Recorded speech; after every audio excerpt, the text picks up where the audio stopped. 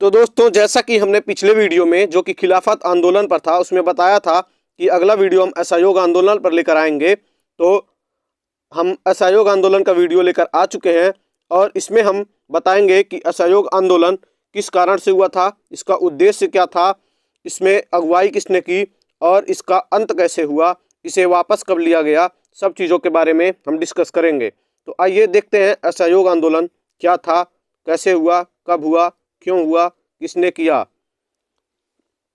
यह आंदोलन 1 अगस्त 1920 में शुरू हुआ था।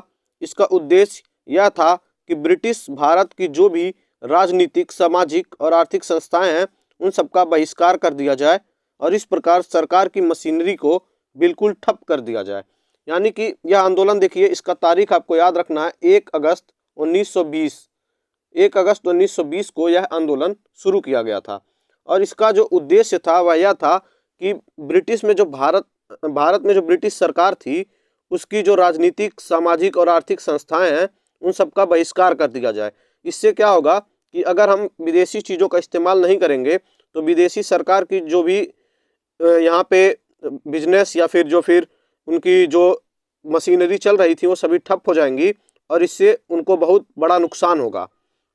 तो उसके बाद देखिए, आंदोलन के प्रस्ताव के अनुसार इसका कार्यक्रम निम्नलिखित था कि मतलब अब आंदोलन का प्रस्ताव क्या क्या था, इसमें लोगों को भूमिका किस तरह से निभानी थी अपनी, वह देखेंगे हम। तो पहला जो था, सरकारी, वैतनिक तथा अवैतनिक पदों और उपाधियों का त्याग। यानी कि जो भी सरकारी वेतन वाले या फिर बिना वेतन वाले जो पद थे या फिर जो उपाधि दी गई थी, हम उसका त्याग कर देंगे। और अगला था, सरकारी और अर्ध सरकारी स्कूल और कॉलेजों का बहिष्कार। यानी कि जो भी बच्चे सरकारी कॉलेज या फिर अर्ध सरकारी कॉलेज या स्कूल में पढ़ने जाते हैं वह अब उन कॉलेजों में पढ़ने ना जाएं। इसके लिए जो देसी नेता थे उन्होंने कुछ स्कूल और कॉलेज भी खोले। तो हमें जो विदेशी स्कूल, सरकारी और अर्ध सरकारी स्कूल थे उनका बहिष्कार करना था। तीसरा पॉइंट होगा 1919 के अधिनियम के तहत होने वाले चुनावों का बहिष्कार। यानी कि 1919 में जो चुनाव होने वाले थे उनका भी हमने बहिष्कार कर दिया। और चौथा पॉइंट था, सरकारी अदालतों और विदेशी माल का बहिष्कार। यानी कि जो सरकारी अदालत थे या फिर जो विदेश से जो भी सामान आता था उसका बहिष्कार, जिससे कि अंग्रेजी हुकूमत को भारी नुकसान हो। ये सभी बहिष्कार जो थे इसीलिए किए जा रहे थे और असहयोग आंदोलन का यही मतलब था कि विदेशी हर चीज़ का बहिष्कार करना है। और इसका देखिए, आगे देखिए, आंदोलन का सूत्रपात गांधी जी ने अपने केसर-ए-हिंद के पदक को वापस देकर किया। अब यहाँ देखिए, गांधी जी चूँकि सबसे ज़्यादा माने जाने नेता थे और वही इस आंदोलन की अगुवाई कर रहे थे, तो उन्होंने जो अंग्रेजों द्वारा उन्हें केसर-ए-हिंद की उपाधि दी गई थी उसको उन्होंने क्या किया, वापस दे दिया। तो आपको याद रखना है कि गांधी जी ने कौन सी उपाधि जो है अपनी वापस दी थी, तो वो उपाधि है केसर-ए-हिंद। यह आपको याद रखना, यह परीक्षा में पूछा जाता है। वहीं सेठ जमन लाल बजाज, इनका पूरा नाम जमन लाल बजाज था, ने अपनी राय बहादुर की उपाधि त्याग दी। इनको राय बहादुर की उपाधि मिली थी तो इन्होंने अपनी राय बहादुर की उपाधि जो है त्याग दी और ये ऑनरेरी मजिस्ट्रेटरी कर रहे थे, मतलब मजिस्ट्रेट थे वो उस समय। इन्होंने अपनी नौकरी भी छोड़ दी और विद्यार्थियों ने भी देखिए क्या योगदान दिया कि इन्होंने स्कूलों और कॉलेजों को और वकीलों ने वकालत छोड़ दी। और देखिए उस समय जो आम जनता थी उसने किस तरह से योगदान दिया, तो लोगों ने विदेशी वस्त्रों का बहिष्कार कर दिया। इस प्रकार स्वदेशी चीज़ों को लोकप्रियता प्राप्त हुई और हाथकरघा व हाथ बुनाई को प्रोत्साहन मिला।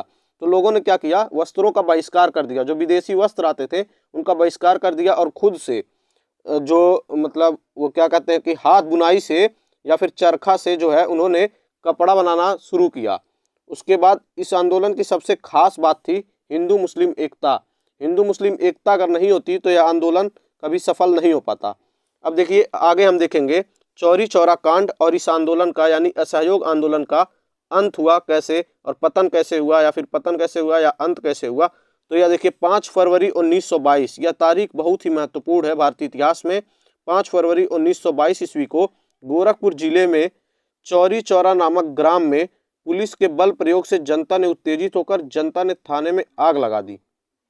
तो हुआ यह था कि असहयोग आंदोलन जब चल रहा था तो उस समय पुलिस वाले जो थे जो विदेशी हुकूमत में पुलिस वाले थे उन्होंने क्या किया कि लोगों को वो बलपूर्वक यानी कि डरा कर धमका कर वो क्या कर रहे थे कि असहयोग आंदोलन में जो हिस्सा ले रहे थे उनको मार पीट रहे थे। इसलिए जनता जो है उनके ऊपर भड़क गई और उन्होंने क्या किया, थाने में आग लगा दिया, जिसके फलस्वरूप 22 सिपाही जलकर मर गए। हुआ ये उसके बाद कि जब उन्होंने आग लगाई तो 22 सिपाही जो थे वो जलकर मर गए। यह था चौरी चौरा हत्याकांड। चौरी चौरा कांड में जो है 22 पुलिस वाले मारे गए थे, वो भी जिंदा जलकर। अहिंसावादी गांधी हिंसा के इस क्रूर प्रयोग को सहन नहीं कर सके।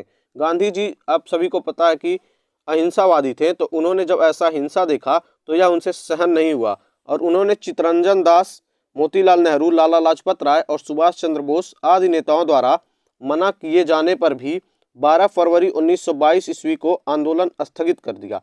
अब देखिए, जब अहिंसावादी गांधी जी को हिंसा दिखी तो वो इससे बहुत भयभीत हो गए या फिर बहुत या उनसे सहन नहीं हुआ, तो उन्होंने क्या किया, इतने सारे नेताओं के मना करने के बाद भी 12 फरवरी 1922 ईस्वी को आंदोलन स्थगित कर दिया। बाकी नेता यह नहीं चाहते थे कि इस आंदोलन को स्थगित किया जाए, क्योंकि इससे देश में और देश के लोगों पे बहुत ज़्यादा प्रभाव पड़ा था और विदेशी हुकूमत एकदम डरी हुई थी, तो इसलिए लोग नहीं चाहते थे कि आंदोलन वापस लिया जाए। लेकिन गांधी जी ने फिर भी इस आंदोलन को वापस ले लिया। और यह आंदोलन वापस कब लिया गया था, देखिए 12 फरवरी 1922 को यह वापस लिया गया था। और यह वापस कहाँ लिया गया था, बारदोली में हुई कांग्रेस कार्य समिति की बैठक में वापस लेने की घोषणा की गई और इसके साथ ही असहयोग आंदोलन समाप्त हो गया। यानी कि कहाँ पे, बारदोली आंदोलन, बारदोली में कांग्रेस कार्य समिति की बैठक में इसको वापस लेने की घोषणा की गई थी। यह भी आपको याद रखना कि बैठक कहाँ हुई थी, बारदोली में। बारदोली में हुई कांग्रेस कार्य समिति की बैठक में यह आंदोलन वापस लेने की घोषणा की गई और इसी के साथ असहयोग आंदोलन समाप्त हो गया। और अगर आपने खिलाफत आंदोलन का वीडियो नहीं देखा तो हमारा पिछला वीडियो वही था, आप हमारे उस वीडियो को भी देख सकते हैं। और बाकी अन्य वीडियो के लिए चैनल पर बने रहें। धन्यवाद।